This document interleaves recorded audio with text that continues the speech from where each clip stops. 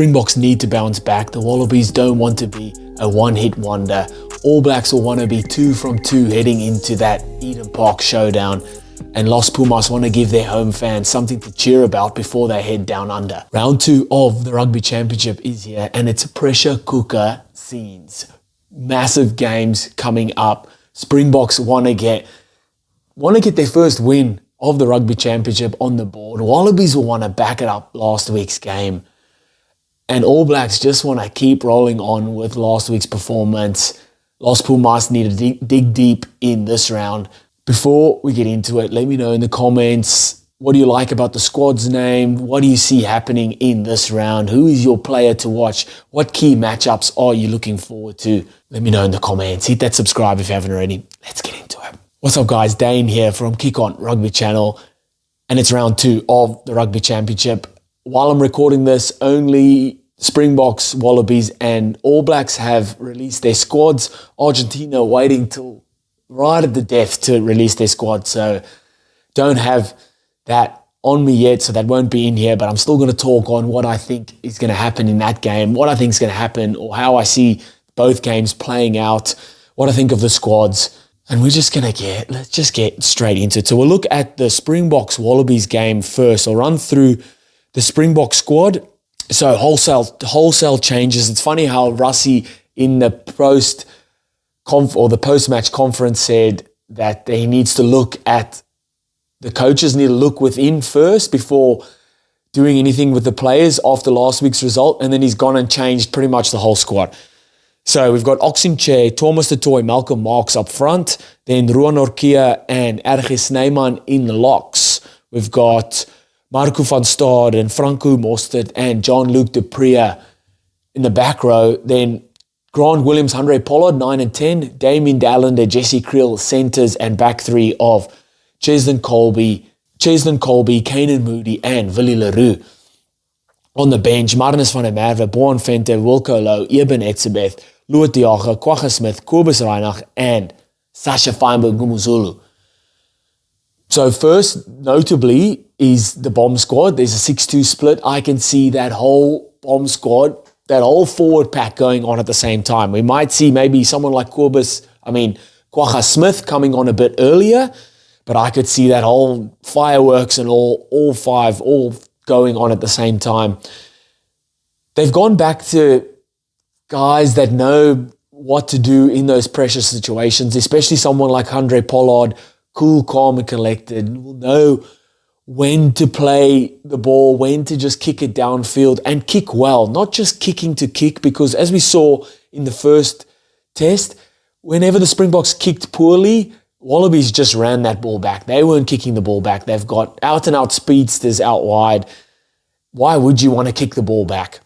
So when Springboks kick, they need to kick well. Willie Leroux's got a good left boot as well, so he can kick. That's another good option. And he also brings that cool calm at the back. Yes, on TV, he doesn't look that calm because he's always pointing, shouting, but that communication that he's passing forward, elite, and stuff that experience you can't buy that kind of experience. Obviously, Cheslin Colby being back in, Damien Dallander being back in. I love the move of Kanan Moody to the wing. A lot of things to like there. Jean-Luc du Preez as well at 8th man.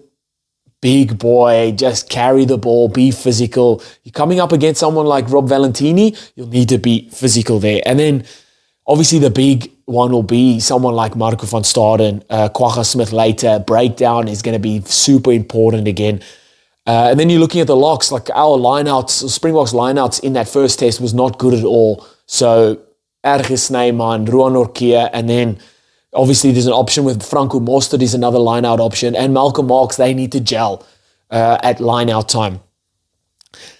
Going over to the Wallabies squad, so you got Tom Robinson, Daniela Tupou, Billy Pollard up front, then Nick Frost, Will Skelton locks, then Tom Hooper, Fraser McWright, Rob Valentini, Fraser McWright, new captain, Nick White, James O'Connor, 9 and 10, then Len Ikitau and Joseph Akuso Suali'i in the centres, and at the back we got Corey Toole, Max Jorgensen and Tom Wright. Corey Toole on debut. On the bench, we've got Brendan Paenga-Amosa, Angus Bell, Zane Nongo, Jeremy Williams, Nick Champion de Crepney, Tate McDermott, Tane Edmead, and Andrew Kellaway. So 5-3 split there. Man, exciting. Exciting. Obviously, Harry Wilson, injured, picked up a knee niggle, so he's out for this game. Rob Valentini comes in. That's a good swap for swap. Wouldn't mind that battle, Jean-Luc Dupré, Rob Valentini. Fraser McWright, captain. That is also massive. Man, if he just plays how he played last week, it's just a lead by example type captain because he was unreal last week. And then Corey Toole comes in as well. I'm going to go to my matchups because that'll speak on a couple of these guys. My first matchup is up front. It's Marco van Staden coming up against Fraser McWright. I think Fraser McWright got the upper hand in the first test. He was unreal. Couple turnovers, ton of tackles, just high work rate.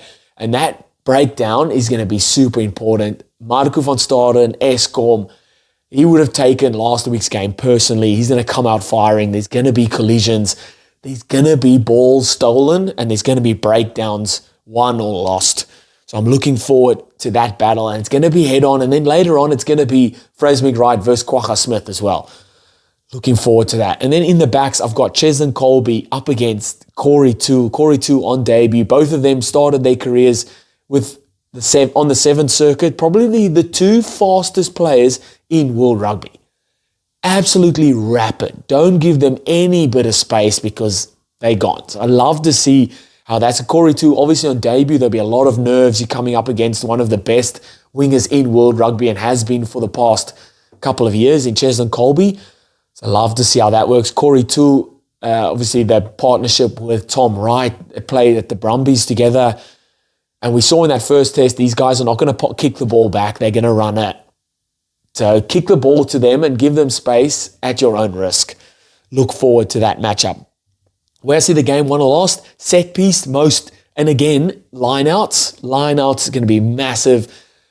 Nick Frost did an absolute number on the Springboks at lineout time. So they've brought in the big guns. Ergis Snyman is there. Ruan Norkia. Franco Mostert is another option at lineout. And then you've got guys to come on later. Eben Etzebeth, Louis Diaga. Hopefully they can sort their lineouts out. And then break down again. Keeping control of your own ball and trying to slow down the opponent's ball. Wallabies won that battle last week. Can the Springboks turn that around? Fraser McWright, Rob Valentini, Tom Hooper, these guys are going to get stuck in at breakdown.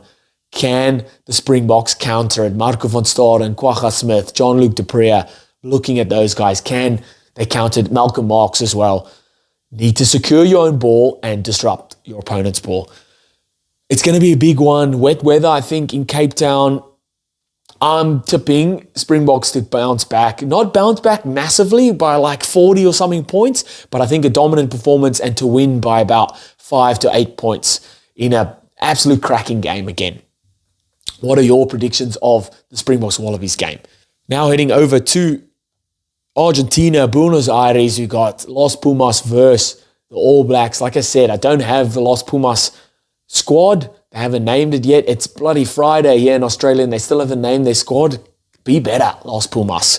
Get the squad out. But I'll run through the All Black squad. So we got Ethan de Groot, Fletcher Newell, Cody Taylor. Cody Taylor, 100 caps for the All Blacks this weekend. Outstanding. How good. Scott Barrett, Fabian Holland, locks, then Tupel Vai, Artie Savia, and Simon Parker. Simon Parker on debut. Outstanding. Then Cortez Ratima, Bowden Barrett, 9 and 10. Geordie Barrett, Billy Proctor in the centres, and then back three of Rico Ioane, Sevu Reese, and Will Jordan. On the bench, we got Samisoni Tokiaho, Tamaiti Williams, Pasilio Tossi, Josh Lord, Wallace Atiti back, Finlay Christie, Quinn Tupaia, and Damien McKenzie. Another 5-3 split. And Razor going for more consistency again, cohesion, not making a ton of changes. Early in the week, I did a All Blacks predicted squad, and I made 1,000 changes. I wanted to see that squad name, but Razor's gone for cohesion. It makes sense. That's why Razor is All Blacks coach and I'm not. Gone for cohesion once. Am I going to say gone for cohesion again? He's gone for cohesion. Once 2 from 2 heading into, or when he goes back home and it's up against the Springboks, the Eden Park showdown, he wants cohesion. He wants his guys gelling and he wants the players playing well and he wants 2 from 2 to start off the Rugby Championship. I love Simon Parker coming in at 8, big body, 120, 110 kilos. 190 centimeters, big body, and that allows then someone like Ardie Savia to move back to 7. So I love that mix up there. Wallace Atiti coming back, Tamaiti Williams back as well, back from injuries. Josh Lord's coming in. He's been away from the All Black squad for a while. Again, just giving guys opportunity in certain areas. Obviously, Patrick Tuipulotu injured. So giving these guys opportunities. Love to see what Wallace Atiti can do after a horrendous run of injuries. Out for most of the Super Rugby and then out for some of these games, but he's back into it. So look forward to that. Obviously, Tamaiti Williams as well. Tyrell Lomax not ready to go yet. They still got some depth in that front row. And then massive shout out to Cody Taylor. 100th game for the All Blacks. Another absolute legend joining the Centurion club. Ardie Savia will play this game. If he gets unscathed through it, then Eden Park versus the Springboks, 100 games. Outstanding. How good would that be? Like I said, don't have the Argentinian team, but I'll run through some key matchups, and I'm pretty sure these guys for Argentina will play. So my first one up front, Julian Montoya versus Cody Taylor. One is the captain of his team, Montoya, and the other one runs out for his 100th game for his country. Both inspirational leaders for their side. When they play well, most likely their team plays well. They lead from the front, take the tough carries, make the big tackles, doing all that donkey work as well. Cody Taylor probably a little bit more flashy than Montoya, but they both get stuck into their work, and I can't wait to see them lock horns up front. And then out the back, the ballers, the two generals, Thomas Albonos and Beauden Barrett. When I say when these guys play well, their teams play well, I mean it with these guys. Yes, Albonos was probably almost best on ground last week. Loves to play well against the bigger team. Scored a lovely try. Kicked well off the tee. Kicks well out of hand. Knows how to link between backs and forwards really well with Los Pumas. So just another opportunity for him. The weather, it looks wet, real wet. All the posts I've seen on All Blacks leading up to this game at training, it's just been wet. It's been raining. So it's going to be a very important game for these two tents. Beauden Barrett, I think, needs to kick with more intent. So you're either finding grass or you're kicking it out, not just kicking it away. What I have noticed, and what he's doing well, is when he does kick, they're kicking with intent to get lineouts. And that's the big thing for All Blacks moving forward. And I've mentioned it in almost every All Black video I've done for the past couple of months, is All Blacks want lineouts. And you've got absolute options at lineout time. You've got Scott Barrett, you've got Fabian Holland, Tupou Vai is there, Ardie Savia is a lineout option. On the bench, you've got Josh Lord coming on, Wallace Atiti is a lineout option. You've got a lineout that is absolutely humming at the moment. When you kick, it doesn't matter whose ball it's going to be at lineout time. You're either going to get your ball or you're going to disrupt the opponent's ball. So I think Beauden Barrett needs to be more intentional with his kicking. When you kick, make sure that ball's going out, kick it out, or find grass, or link up with your backline because you've got an outstanding backline out the back. Love to see that Jordie Barrett and Billy Proctor sticking at centre there. I think that is the 12-13 moving forward. It's good to give them opportunity again. And all Blacks fans, 13, people saying Billy Proctor needs to move out.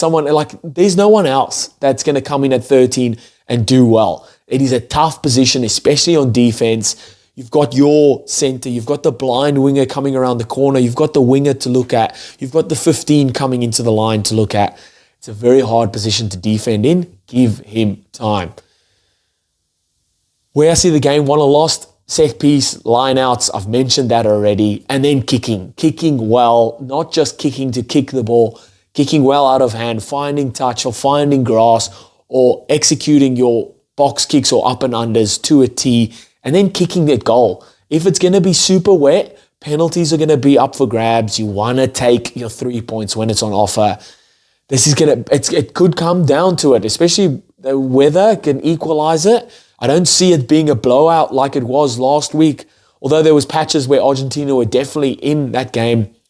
All Blacks run out to 40 points. I don't see it being that much of a blowout in this game. I see All Blacks winning by like 5 or 8 points. What are your predictions for that game? What are your predictions for round 2? Let me know in the comments. Hit that subscribe if you haven't already. I'll see you next time. Bye.